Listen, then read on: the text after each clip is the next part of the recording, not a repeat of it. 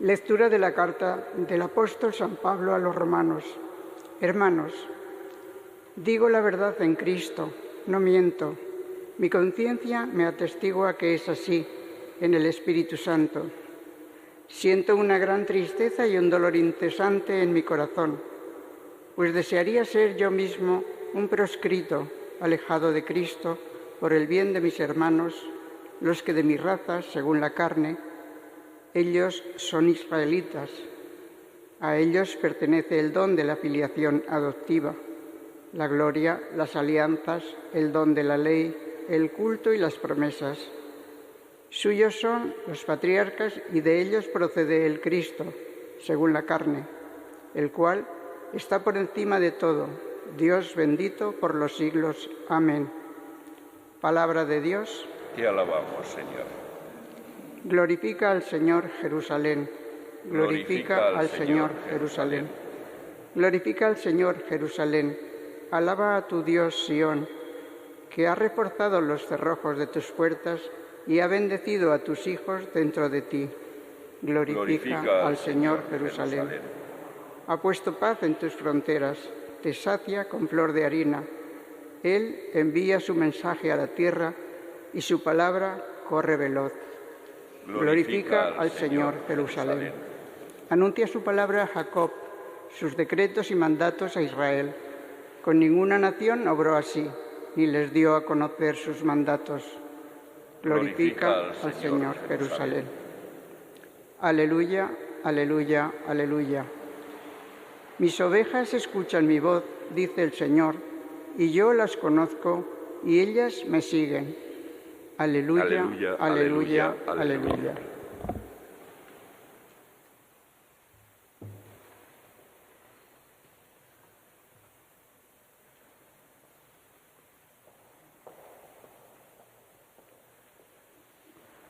El Señor esté con vosotros. Lectura del Santo Evangelio según San Lucas. Un sábado entró Jesús en casa de uno de los principales fariseos para comer, y ellos lo estaban espiando. Había allí delante de él un hombre enfermo de hidropesía, y tomando la palabra, dijo a los maestros de la ley y a los fariseos: ¿es lícito curar los sábados o no? Ellos se quedaron callados. Jesús, tocando al enfermo, lo curó y lo despidió. Y a ellos les dijo: ¿a quién de vosotros se le cae al pozo el asno o el buey y no lo saca enseguida en día de sábado? Y no pudieron replicar a esto. Palabra del Señor.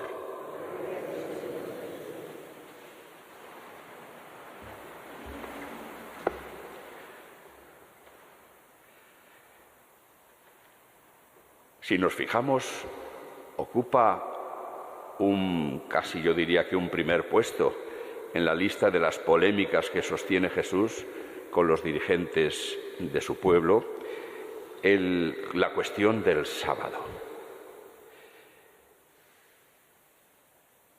Formaba parte de los mandamientos del Señor el descanso en el día del sábado. Ya desde el momento en que, habiendo aceptado la división del tiempo en 7 días, en una semana, pues justificaban el descanso del sábado, por una parte, en esa frase: y al séptimo día el Señor descansó de todos los trabajos que había hecho, refiriéndose a la creación, que evidentemente no fue hecha en una semana.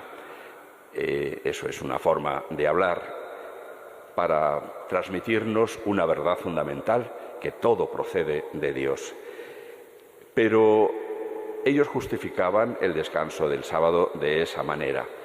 El descanso era, en primer lugar, para poderse reunir en asamblea y dar culto a Dios. Pero no solo esto, era una medida humanitaria. El descanso no solamente para las personas, sino incluso para los animales, que evidentemente ellos no iban a la reunión, a la asamblea, pero sí que necesitaban descansar. Entonces, fundamentalmente, tenía ese sentido humanitario. Pero los maestros de la ley de Israel habían ido fijándose en ese no harás trabajo alguno, ni tú, ni tus hijos, ni tu mujer, ni tus animales, etcétera, en el día del sábado, y fijándose en ese no harás ningún trabajo, empezaron a preocuparse porque a ver qué cosas eran trabajo y no se podían hacer en ese día. Y de esta manera salió una lista minuciosa de cosas que consideraban trabajo, pero que evidentemente, siendo consideraciones humanas, no coincidían todos los maestros de la ley en qué cosas eran trabajo y qué cosas no, pero aún así era una lista impresionante de cosas que consideraban trabajo y no se podían hacer en sábado. Por nombrar algunas que a nosotros nos resultan chocantes y hasta graciosas, pues por ejemplo discutían si se podía o no comer un huevo que hubiera puesto una gallina en sábado. Porque claro, el huevo puesto en sábado había sido puesto con trabajo y por lo tanto era un huevo impuro para algunos. Otros, por ejemplo, hablaban del mendigo que acudía a pedir limosna. Si él metía la mano por el dintel de la puerta para pedir la limosna, estaba trabajando y no podía hacerlo. En cambio, si era el dueño de la casa el que sacaba la mano para dar la limosna, entonces no era trabajo. Así llegan las cosas hasta el día de hoy. Los peregrinos que, cuando están más o menos en paz en aquella zona, pueden acudir a recorrer las tierras donde Jesús predicó, murió y resucitó, se sorprenden al ver cómo todavía hoy hay un sector importante del pueblo israelita que siguen conservando estas normas de comportamiento y las han ampliado todavía más. Por ejemplo, hoy para ellos apretar un botón es un trabajo y no se puede hacer. Por lo tanto, los ascensores en los hoteles donde son los dueños, los ortodoxos, no funcionan los ascensores en sábado. No funcionan porque se violaría la ley del descanso si se aprieta un botón. Si te ven por la calle haciendo una foto, apretando un botón, te chillan y cosas así. Esto había sacado evidentemente las cosas de quicio. Les pasó con esta ley como con tantas otras a las que Jesús acusa de haber perdido el espíritu de la ley, fijándose solo en la letra que mata cuando es mal entendida. Y Jesús quiere devolverle a la ley del descanso del sábado, del día de fiesta de ellos, a su sitio. Y lo hace, como en otras ocasiones, que discute acerca del sábado, en este texto que hemos escuchado hoy. Hay allí un enfermo y les plantea el problema. A ver, vosotros que discutís tanto, ¿es lícito o no es lícito en sábado? Es decir, ¿es un trabajo o no es un trabajo curar a un enfermo? Y no se atreven a decir nada. Jesús se adelanta, lo cura, por lo cual está dando una respuesta explícita a lo que realmente quiere Dios.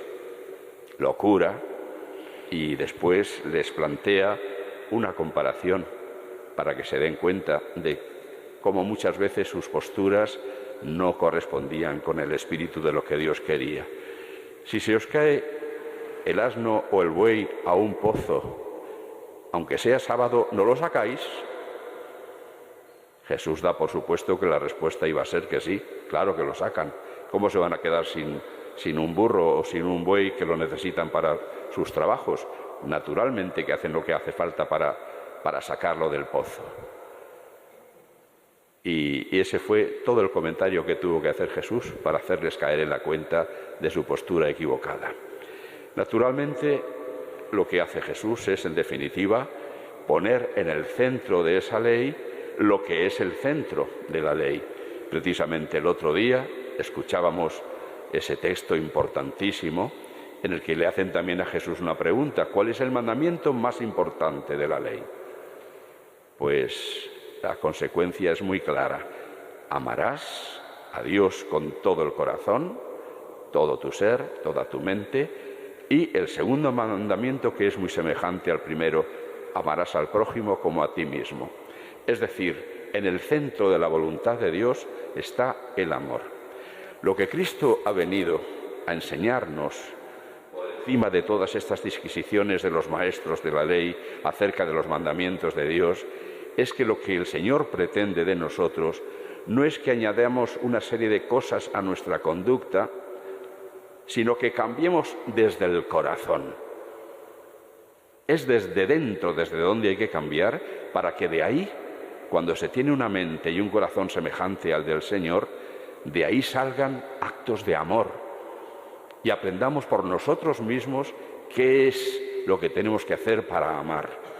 Eso es lo que el Señor pretende, y por eso se enfada cuando ve que no hay manera de conseguirlo, como me imagino que se sigue enfadando con todas las generaciones posteriores, incluidas las nuestras, porque seguimos sin entender qué es lo que pretende el Señor de nosotros.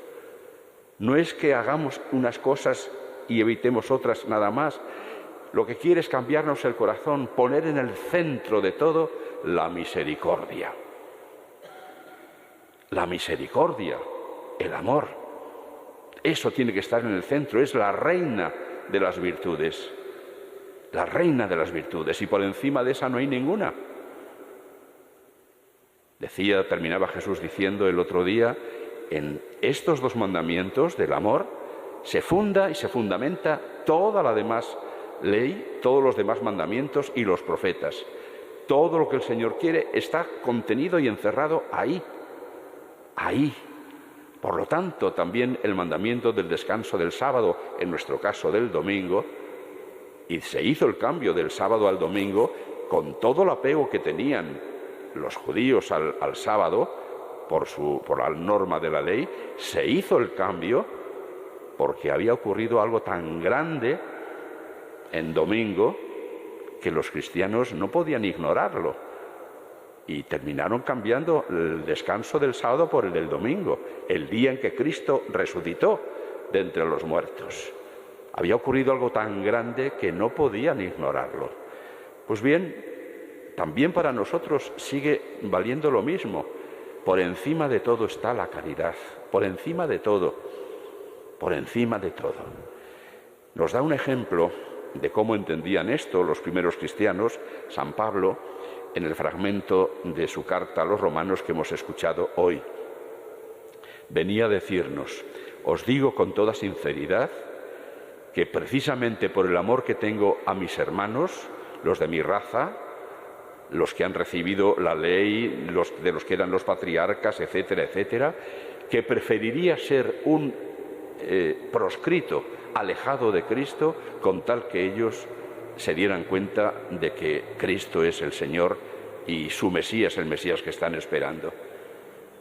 Llega su caridad hasta el punto de pretender él mismo quedar alejado de Cristo para que los otros pudieran acercarse.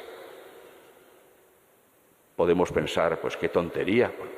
Pues no, es que la misericordia auténtica y el amor auténtico lleva hasta el punto de uno alejarse del bien, no del bien moral, sino de sus bienes, para poder hacer partícipe de ellos a otros.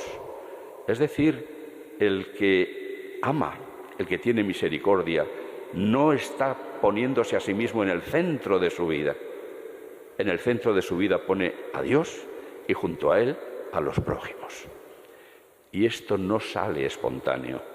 Es cierto que hay personas que tienen más tendencia que otras a ser compasivos, pero aún así, en todos los casos, no sale espontáneo ese arrinconarse uno mismo para poner en el centro a Dios y a los demás. Es fruto de una batalla, de una lucha constante contra el yo. De ahí que Jesús, cuando nos llama a seguirle, nos pone una condición que tenemos muy olvidada, y lo digo muchas veces y lo repetiré todas las veces que haga falta. El que quiera seguirme, que se niegue a sí mismo, tome su cruz y se venga conmigo. Ese negarse a uno mismo lo tenemos olvidado en nuestra época totalmente. Porque en nuestra época hay otros eslóganes de los que vive el mundo. Haz lo que te dé la gana, ¿por qué no? Lo que te apetezca, no te prives de nada. El camino de Cristo es distinto. Di muchas veces no a tu deseo, a tu capricho, a lo que tú deseas. Acostúmbrate a decirte no para que quedes tú en segundo lugar y pongas en primer lugar a quien tiene que estar, tu Señor y tu Dios y tu prójimo. Esta es la transformación que el Señor quiere, espera de nosotros y quiere realizar en nosotros con su gracia. Por supuesto, nosotros solos no podemos. De ahí que necesitemos acudir al Señor, que es la vid. Nosotros solo somos sarmientos, ramas, que si no estamos unidos a Él, ese fruto de la caridad nunca lo podríamos dar.